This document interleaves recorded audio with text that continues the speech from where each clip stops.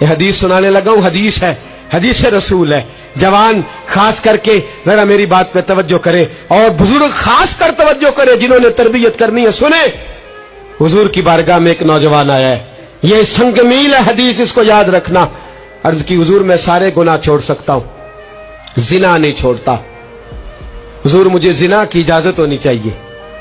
میرے حبیب نے تھپکی دی، بٹھا لیا. میں کہتا ہوں حضور نے گناہگاروں کو معاشرے سے کاٹا نہیں، ان کی تربیت فرمائی ہے، ان کی تربیت فرمائی ہے، ان کو قریب فرمایا. میرے حبیب کریم صلی اللہ علیہ وسلم نے فرمایا ادھر آ بیٹھ جا. بیٹھ گئے. حضور نے فرمایا تو پسند کرتا ہے تیری ماں کے ساتھ کوئی بدکاری کرے؟ حضور نہیں.